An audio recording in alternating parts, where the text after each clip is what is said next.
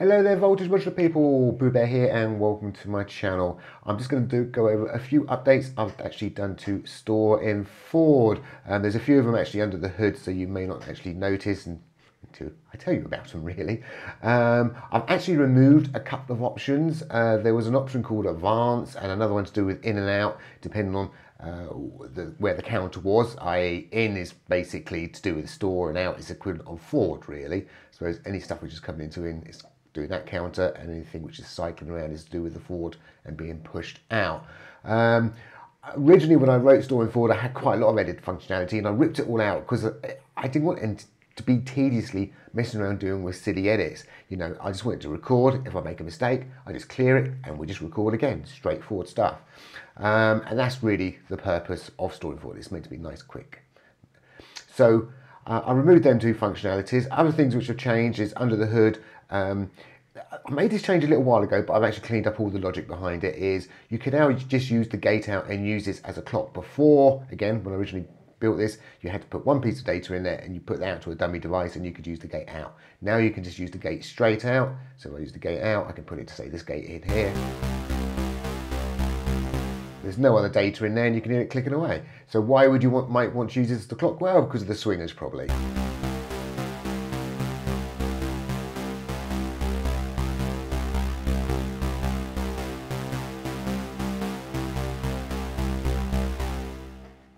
They give it a nice swing, so it's not just a straightforward do-do-do-do-do.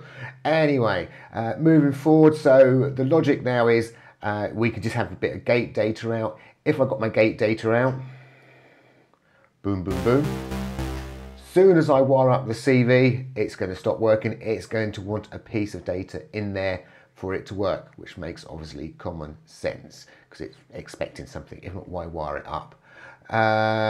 The other little difference really, that's that side of things. The other big difference is on the one-shot mode.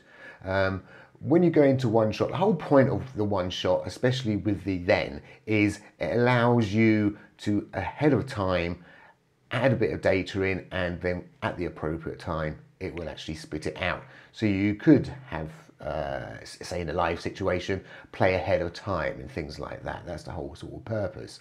Now it had a maximum, if you set this to the maximum, it was 999 buffer, and once you filled that buffer up, it is filled up. It didn't matter how much through that buffer it was, you had to wait till you get to the end for it to actually fill up. I've now made it a rolling buffer, so now you've still got, you can only put into that buffer 999 pieces of data that you wish to store. But however, with this, as I now move forward and start removing data, I can now fill up behind it. So we've now got ourselves a rolling buffer. And if the forward catches up with the store bit, i.e. the out's catching up with the in, and it does catch up with it, it just resets everything back to 0. So if you sort of start seeing these going 1, 2, 1, 2, that means, well, obviously you're putting data in and it's catching up and it's pushing it back to 0. So you sort of roughly know where you are. That's really what it's doing. But that's the sort of the main changes between that. So actually, I think I want to go off now and do something a little bit more creative with Store in Ford because it's been a little while since I've done something with this. And this is, without a doubt, one of my more favourite devices I think I've written, along with my flip-flop counter and gator. Now down to the fun part. I've got a couple of things pre-wired. This is going off to like a sort of leady sound. These are going off to some drums. I'm using my in-ran just to give, I've got like these hi-hats, and this is something I usually throw on my hi-hats, and it just randomly just sort of gives them a different sound. So it's just not a sound of at least it's giving it a little bit of movement. I'm going to be using some poly stuff, which we're going to wire into, and rather than go through all that, rest of the projects get so large, I don't want to get anyone lost. I want to keep people on focus just on these few little modules, and so we can keep it nice and straightforward. These are actually going off to my MIDI keyboard inputs, so we're going to be dragging them down, and I'll show you little tricks with them as well. So I think the first thing I need to do is to get some sound into here, so at least we can get something going. So I'm just going to just put my pitch and gate over onto this one here. And now I need to obviously wire that up to my keyboard, so I can just wire that up to here very quickly. Grab my keyboard down and let's just put something really, really simple in. And what I need to do is click on my out. There we go.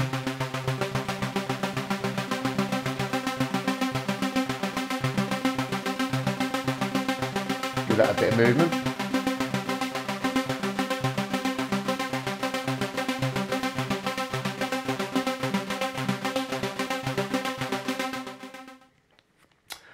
So great, so we've got something pulsing at the moment, that's brilliant. I'm also going to take this gate out and plug it into the in on this gator. The link is on, so that means I don't have to plug in a trigger, I can just use that in. And because all these gators are on the same PoohBear channel, you do not have to wire them up together. So if you wire them up together, there's a different set of rules where you use the global out. If you don't wire them up together, i.e. the links, you have to wire other things up, i.e. like the resets, and you use these outs at the top. So you can use these outs, but they can all be on the same channel. So this one piece of data is going to pulse all of them.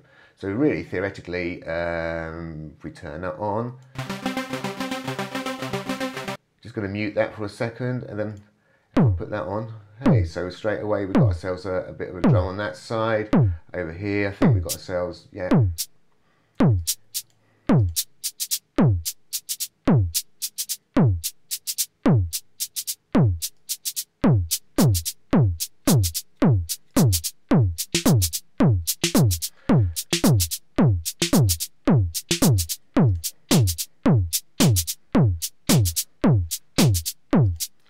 Right, so that's quite a simple movement. What I'm going to do now is I'm actually going to drive these storing forwards from this one. So I've got myself another gator down here, and what I'm going to do is I'm just going to hold my, oops, can I get this keyboard out of the way, slightly get my hand out of the way. I'm just going to hold my control key down on my keyboard, click on my out, and then that way is going to allow me to click onto these overrides here, and I can wire these all up at the same time. Bosh, bosh, bosh, bosh, bosh. So now these overrides totally cut out the pulse and the gate lengths. So all of that is now controlled, whatever signal's coming down this cable here, which happens to be driven from up here. So this gate information, the pulse and everything which is coming through is now controlling these storing forwards here. What I need to do with these storing forwards, I need to get some MIDI data, I need to get some data into them. So I'm going to need to wire them up, and to do that I'm just going to quickly, I'm going to have this as my pitch coming in. So I need to obviously wire each of these up. And this is what I'm going to do to get some chord data in. So maybe you've never thought about using the storing forwards to run chords, so you can use that. So it's going to quickly bang, bang, bang, bang, bang, bang, bang, bang, bang, bang. And then I don't need to put anything more into that one, so I can dewire that one. Then I need to put, it's going to be pitch, and that's going to be my gate. So now what I need to do is grab my keyboard again. I'm just going to probably bring it down here, and I need to start. Oh, it's falling off the table. And I'm just going to put it down here. Right, let me very quickly, because it's such a tiny keyboard, it's quite awkward to just see if I can get my chords going. I'm going to play that, I'm going to play that, I'm going to do that chord, and I'm going to go that chord twice, and that chord twice. Right, I think I've got it in there. Right. Okay, so now we've got some chord data in there, we need to be able to hear it. So once again, I'm just going to dewire these because we don't need that plugged in anymore. The other thing, what we do need to do is make sure everything is reset at the same time so everything becomes in sync. So I'm going to quickly do that now. So again, I'm going to hold my control key down and click on that start. And then I'm literally going to go around and click on all the resets I can possibly see. So everything gets synced up together. Boom, boom, boom, boom. So they could sure be synced up together. And the other thing is I've got a pulse coming into this gator. I've got to obviously say what the timing is going to be. So obviously for every twice this one's going to go round its loop, it's going to send a pulse off, and it's going to go on a step on this particular one. So this is obviously going a lot slower. In fact, you could say it's going 8 times slower. So what we need now is we're going to need some data coming down into these sounds so we can actually hear what these are producing. So I'm going to push this off to a poly system, because I said I'm going to be playing a chord of that. This is because of the way I played the chord in, and this was on that one there. I made sure I played 3 upper keys, and then I was pushing the 4th one. So this one should always be my bass. So hopefully this is going to be my bass. So Being my bass, I'm going to put it into my transcender. My transcender, as standard, we need to get wired up to that pitch up there, actually. Whoops, I missed, sorry. There we go. So what a transit does, just in case you didn't know, it's a bit like trying to zero the voltage of whatever you're sending out. So because this is obviously sending out, I don't know what the voltage is, to be perfectly honest. It could be sending out 2 volts and above. We use a transit which will actually bring it down to a baseline of 0 volts. So then you can obviously offset that against what's coming out of this to give that movement. So that's what we're doing there. I'm going to need, that's going to need to come down into this other poly to finish off that. And I'm going to have this going over to this one because I need that. Now the gate for the bass, I'm going to come from, yeah, this one will do, I suppose. And I'm going to be using, say, some stabs or something, which I'm going to be put into this mini mono poly, because this mini mono poly is going to control all 4 of these at the same time. I don't have to have 4 separate gates. I can just use that one gate, which will go through and control all of them to give me my stab.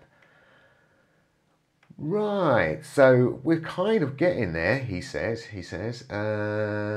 What I'm going to do is, if this on off, I'm going to push to stop, so I can actually stop and start it as well. And theoretically, we should be able to push play and everything should actually kick into life, but we're not going to hear anything down here, so we need to put some stuff for that. And let's go.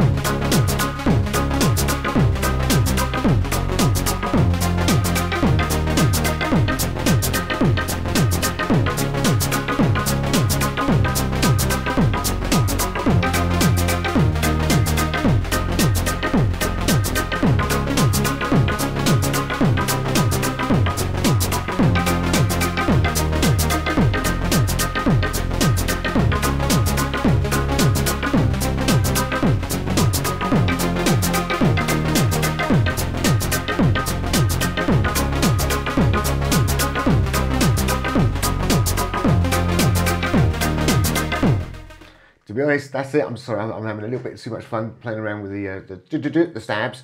I think, to be perfectly honest, what I'll probably end up doing is putting this onto a separate channel and linking them together. And, well, in fact, this is a show and tell video. Let's quickly just throw it in. I want to keep this short as possible, but let's do that. So, just going to hold down my Alt key. Let's make a copy of that. Let's just do a couple. I don't know quite what I'm doing yet. So I need to put this on its own channel. Because it's now on its own channel, I need to make sure I give it some gate data. Bosh. We don't have to wire up these resets because we're now going to be linking it up here. So this is what makes this slightly different. That output is going to go to the global output.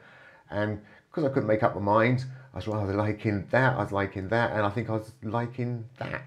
I think it was along them sort of lines, that's what I was sort of liking.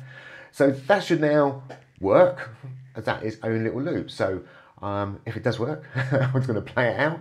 Oh, always remember to click on the master. Oh, if you don't have a master, it doesn't know where to start, so it won't start. So I must remember to do that. Okay, so when I click on start, everything should reset, and everything should kick off, he says.